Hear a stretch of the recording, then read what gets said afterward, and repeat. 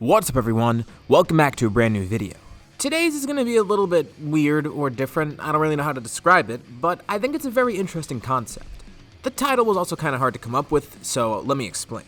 The title of this video is What If Beerus Was a Z Fighter, and I didn't really know a better title for this because it doesn't really explain what I'm trying to do here. So this is going to be a weird scenario where the gods of destruction don't exist. If we do continue far into the timeline, we're going to go into GT instead of Super. However, these characters will exist, but as mortals. How many of them are going to show up? Well, who knows, that depends on how long the series goes. And there will be original arcs in this. The entire series is going to start with an original arc after all. So the gods of destruction and angels are just going to be regular Earthlings. Or maybe some other type of aliens, who knows. But the most important part is that Beerus is going to be one of those Earthlings, and he's going to end up joining the Z Fighters. So, what would change in the story if Beerus was just some mortal that Goku met? This is essentially going to be a brand new character based on Beerus rather than actually just being Beerus. For this video, let's hit a like goal of 4,000 likes. If we hit that, I'll continue the series with a few more parts. And depending on the interest, we'll see how long this goes. Anyways, let's begin this story. So since I have a bunch of creative freedom with this, it also doesn't matter too much where I start this. I could introduce Beerus in early Dragon Ball, I could introduce him in late Z, it doesn't really matter. But I think I have the perfect idea of where to introduce him. Following the 23rd World Tournament, we enter a brand new part of the story. We'll call this the Lord Beerus arc. Goku and Chi-Chi have just gotten married. They now have their first home, and it's a pretty weird adjustment for both of them. Yeah, they like it, but what are newlyweds supposed to do? Both are pretty oblivious to this. As we saw with Chi-Chi, she kinda wanted to be the perfect wife. While for Goku, well, he's still focused on his training, if anything. It's a nice peaceful life for now, and Goku's wondering, will he ever see Piccolo again? I mean, he spared him for a reason. Well, multiple reasons, but also because he saw the potential in him. He could possibly be a great rival. He's a great motivator for Goku to get stronger. As long as Piccolo's out there, Goku's gonna have to continue his training. One day, the two of them come back to their house. They're still setting up and they notice something's missing. Something pretty important. Chi-Chi's looking everywhere and Goku doesn't know what's going on. She said she can't find the 4-star Dragon Ball. That's really weird. Goku went searching for that right away ever since it got back. It's a keepsake from Grandpa Gohan after all. It would be nice to keep it around the house. And it was there, but they don't know where it went. They might have just misplaced it. It would be a good idea to get the Dragon Radar. At least with that, they could locate it pretty easily. Thankfully, Goku got a copy of the Dragon Radar long ago. Bulma gave him another one, so it's nice that he has it on hand. For all they know, it could have been stolen, but they don't want to jump the shark. Speaking of sharks and protecting things from being stolen, I want to thank today's sponsor, Surfshark VPN. There's so many great things you can do with the internet nowadays, but it's a double-edged sword. It means a lot more of your data's out there. Thankfully with Surfshark, you can protect all that, as well as get some cool other features on the side. The virtual private network from Surfshark, aka a VPN, helps protect your data by encrypting it. That means the data sent between your device and the internet is protected, both from companies and criminals trying to steal it. Not only that, but it masks your location. For example, you could be in the US and be connected to a European network, basically making it like your device is there. And not only is this great for data protection, but it lets you access a bunch of things that you might not be able to access in your country. And that's great if you're trying to watch TV that might not be available in your country, which includes but isn't limited to a bunch of your favorite anime. It opens you up to a whole new world of content and protects your data at the same time. As someone who uses it daily, I can't tell you how helpful it is for me. You'd be better off trying it yourself. You can get Surfshark VPN for yourself by going to the link in the description and entering the promo code Saiyan for 83% off and 4 extra months for free. And there's no risk either. They offer a 30-day money-back guarantee. So be sure to pick it up for yourself today. The sooner you secure your data, the better. Thanks again to Surfshark. Back to the video now. He checks it and something's really weird about it. The ball's not showing up anywhere near them. It's in a completely different location. That makes no sense. It was just here. Did someone break it and steal it? Goku immediately knows what must be going on. It's probably Piccolo. He's gathering the Dragon Balls for some reason. He's gonna summon Shenron and get revenge, just like his father. This could be bad. And it seems like a few of them are already grouped together. Not all of them, but there's 3 together already. It seems like someone's trying to get a wish, and they assume it's Piccolo. Goku calls Nimbus, and Chi-Chi joins along with him. He warns her that it might be a bit dangerous, but she says she'll be alright. She is a fighter after all. And with the both of them working together, it might actually be better. Even if it is Piccolo, the two of them can take him down. So, the two head out. As they get closer and closer to where the Dragon Balls are, it's in a location that they never even knew about. It's just out in the wilderness somewhere. Goku tries to sense any powers nearby, and he can't really sense anything. I mean, if it is Piccolo, he could just be suppressing his power, but still. This seems like a really weird place for Piccolo. He feels like if Piccolo's been going around getting Dragon Balls, they would have heard more by now. And Piccolo definitely would have announced his presence. From the encounters that Goku has had with him, he knows that Piccolo operates in a very different way from everyone else. Chi-Chi's confused by this. What, he thinks it might have been someone else that broke in, stole the Dragon Ball and was trying to get a wish? Well, it's unlikely, but Goku considers the possibility. It could be someone completely unexpected. They land nearby at the base of a mountain, and from what it says on the radar, it looks like it's on the top of the mountain. So, the two of them ascend. It's not too hard for both of them to jump up to the top. They could just take Nimbus, but it would be more fun this way. And as soon as they get to the top, there's nothing there. But it says the Dragon Balls are right there, right where they're standing it should be. That's really strange. Maybe they're looking in the wrong spot. They go back to the bottom of the mountain. Is there some sort of underground entrance maybe? They start searching around, and eventually, Chi-Chi stumbles upon something really weird. There's a small hole in the side of the mountain. It's clearly something man-made. Inside, there's a lever of sorts. She pulls it and something opens on the side. Weird, some sort of secret base. The two of them are a bit creeped out, but they head in together.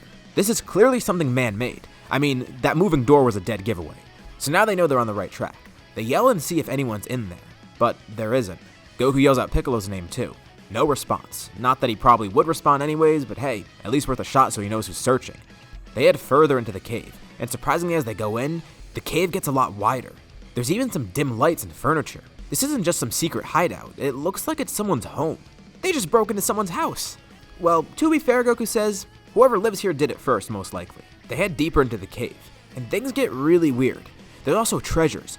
Not just like a little amount of it, but stacks and stacks of it. It's insane. Chi-Chi looks around. This is exactly the kind of stuff that Ox King would have just stashed around. All rare materials, shiny things, stuff like that. What the hell is this? The two sense something nearby, and a bright light appears behind them. Goku jumps in front of Chi-Chi to protect her, as a ki blast hits him directly in the back. Damn, that actually kinda hurt. Both are on guard taking a fighting stance, and Goku suddenly kicked across the face, flung into a nearby wall, with the same then happening to Chi-Chi. Goku then feels something wrap around his leg. He thinks it's a snake or something, but then he sees, it's a tail. The tail slides him across the floor, and then a foot stomps him into the ground. Someone is sitting on top of him now. Who is this guy? Chi-Chi gets up and questions him, and the man says he doesn't appreciate them breaking into his house. But Goku says he did the same thing. How else did the Dragon Balls get here? The man acts kinda surprised. Well, it's only natural that they know that the Dragon Ball's missing, but he's surprised they actually found him because of that. As he sits on top of Goku, he stretches a hand out and from the food pile, a drumstick flies over to him as he begins chewing on it.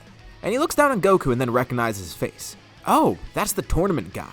Honestly, it's kinda surprising. If this really is the guy that just won the tournament against Piccolo, he really would have expected more in terms of power. Goku's able to get the man off him, questioning who he is.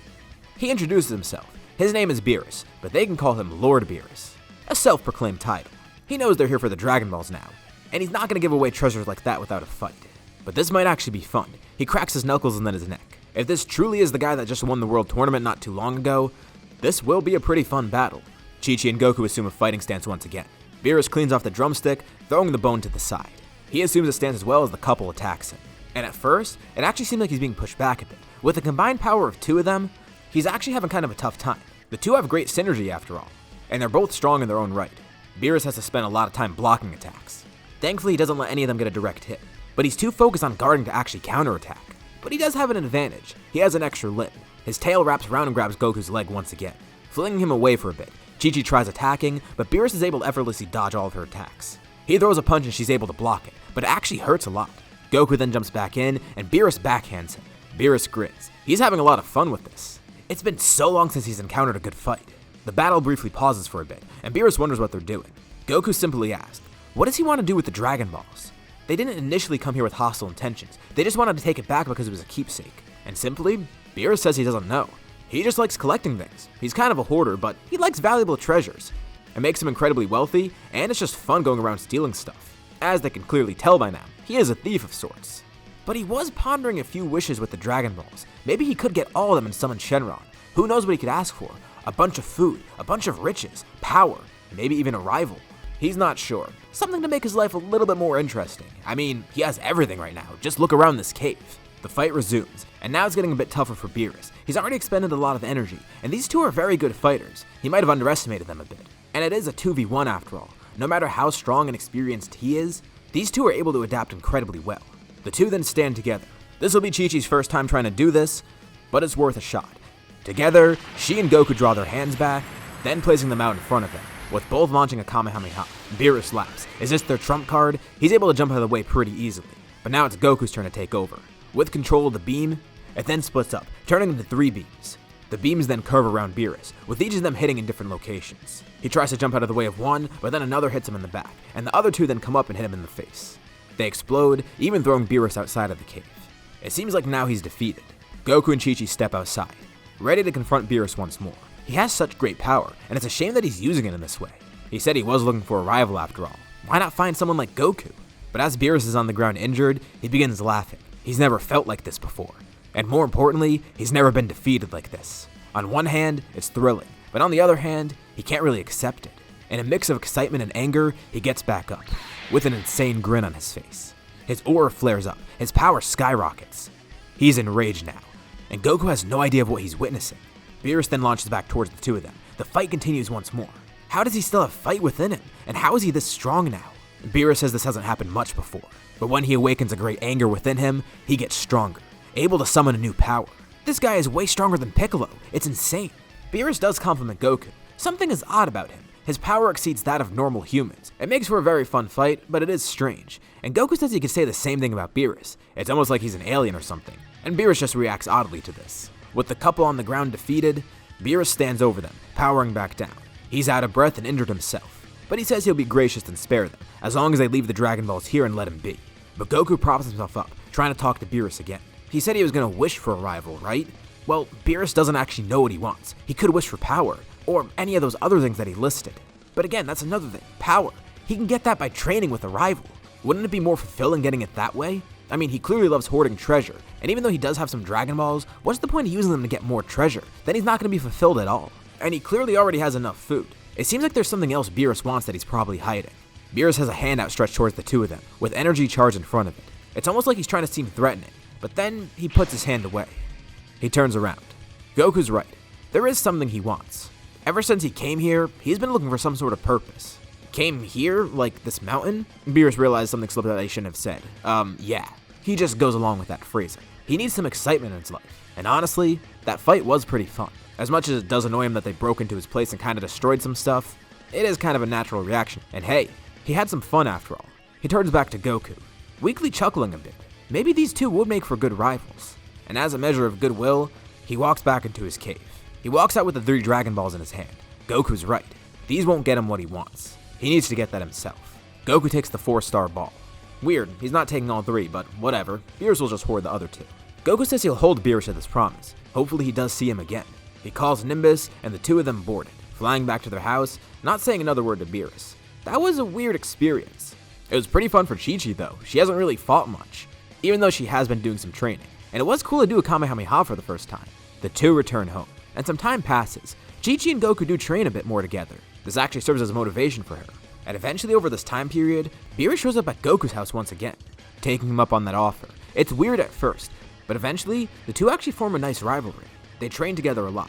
And at some point, Chi-Chi doesn't train as much anymore because of Gohan, but eventually he does get old enough to the point where he doesn't need constant attention. And Chi-Chi can train for a little bit of time each day. Not too much, but hey, it's still enough. Goku tries to learn more about Beerus, but for some reason, Beerus kind of avoids the questions each time. There's something strange about him. Otherworldly almost. And Beerus feels the same about Goku, almost as if he's hiding something about himself. But the difference here is that Goku's actually not hiding anything. He doesn't know about his past. Beerus does know about his own. But the two don't really care too much about that. More so, they care about finding strength. They're looking for a good battle, and at some point, a battle like that finds them. Beerus is at his cave one day, and he senses something weird. It's a familiar power. It feels similar to Goku, but not really. He walks outside, looking up on the top of the mountain. There's someone standing up there, and he glares down at Beerus, making a very confused face. He slides down the side of the mountain. It's a somewhat large man with very long hair. He asks Beerus if he knows where Kakarot is. He senses a strong power over here and assumed that maybe he has something to do with it. Kakarot? He has no idea of what Raditz is talking about. And the more Raditz looks at Beerus, the more he realizes that something's weird about him. Like, familiar almost. Is he an alien of some sort? Raditz doesn't really question it. More so he's wondering where Kakarot is. As a Saiyan, he should be the strongest person on this planet after all. Beerus doesn't know a Kakarot, especially someone that's stronger than him. As far as he knows right now, he's the strongest person here. Really? Raditz is surprised to hear this. On his scouter, he detected a few other powers, but this was the highest one. Right now, Beerus is at a power of about 400, but he is suppressed. With all his great training and great potential, his strength actually goes far beyond this, and he warns Raditz. If he's looking for a fight, he might be getting a bit more than he expected, and Raditz tells Beerus the same. He shouldn't assume that Raditz is weaker than him. Raditz assumes a fighting stance, as does Beerus. So what's his deal? Is he some sort of alien here to take over Earth or something? And Raditz simply responds, yes, that's exactly what he is. And if this guy won't tell him where Kakarot is, he'll just have to clean up the trash and find out himself. The two of them begin fighting. Beerus powers up a bit, showing some of his strength. And Raditz is actually surprised. At first, Beerus is actually able to get a few good hits in on him. but Raditz' full strength still surpasses Beerus's. He mocks Beerus, asking if that's really all he's got in terms of strength. He shows off some of his own attacks, slowly getting the upper hand on Beerus. Far away at Kame House, there's a reunion going on. Goku's over there with his friends. And luckily, it's not being interrupted right now. But Goku, Krillin, and Roshi sense something weird. They sense two really high powers fighting. As for Krillin and Roshi, they can't tell who it is. But Goku recognized one of them. That's Beerus, the guy he told them about. Who is he fighting? Whoever it is, it feels like they have kind of a malicious key. And it's weird, that other key signature, it's actually winning it seems. This could be bad, and Krillin questions what's going on. Well, Goku's actually not too sure, but Beerus might be a bit stronger than him now, and it seems like he's having trouble fighting someone. Krillin's immediately concerned. Is it Piccolo? No, Goku definitely would have known if it's him. And Krillin and Roshi would have recognized it too. This is someone else, and they don't know what or who it is. Goku asks if Roshi and Bulma could watch Gohan for a bit. He tells Krillin to join him. Krillin's a bit terrified, but he mans up. Goku calls Nimbus, holding on to Krillin so he doesn't fly off, and the two of them head out. As they're flying over to where they sense this energy, they see someone else flying near them. Wait, someone flying? Who the hell can fly? But then it becomes pretty clear of who it is. They sense his energy and they see that he's a green man. The person flying alongside them is Piccolo. And once everyone makes eye contact, they all look equally surprised. Wait, what? Piccolo is assuming this had something to do with them. But if they're here, then what the hell is that power that they sense? Piccolo flies over to the side of them, and Goku says he's not looking to fight Piccolo right now. But Piccolo says that's not why he's here. He's just as confused as them, asking if they know what that power is. Goku and Krillin say that they don't. They actually expected that it had something to do with Piccolo. All they know is that Beerus is involved. Beerus? Piccolo doesn't know who that is. But with a strong power like that, something bad is definitely happening. Back at where the fight's taking place, Beerus is knocked down to the ground, and Raditz stretches out a hand in front of him, charging a ki blast in Beerus' direction. Well, that was interesting, but not really that fun for Raditz. But like he said, he's gonna dispose of the trash. Just as he's about to launch his beam, his scouter goes off. Beerus' power, it begins growing. And wait, he sends his other powers heading towards him. 3 of them actually, and they're all decently strong. A purple energy begins surrounding Beerus as he gets up, and Raditz turns around to see 3 people landing nearby. Wait, that's him! Kakarot's here! And this is where we'll leave off for now. So, what did you guys think about this part? And what do you think is going to happen next time? In terms of what's been set up here, what do you think it'll lead to? And most importantly, what other gods of destruction or even angels will show up here? Leave your thoughts and suggestions in the comments below. I'll be sure to check them out to see what you guys think. As always, if you liked the video, be sure to drop a like. And be sure to hit that like button so we hit the like goal. Once we hit that, I'll create another part of the story and continue this as a full series. If you haven't already, why not subscribe? As well as hitting the bell icon so you're notified about any future uploads on this channel, including more parts of this scenario. Anyways, thank you all for watching, and I'll see you all in my next video.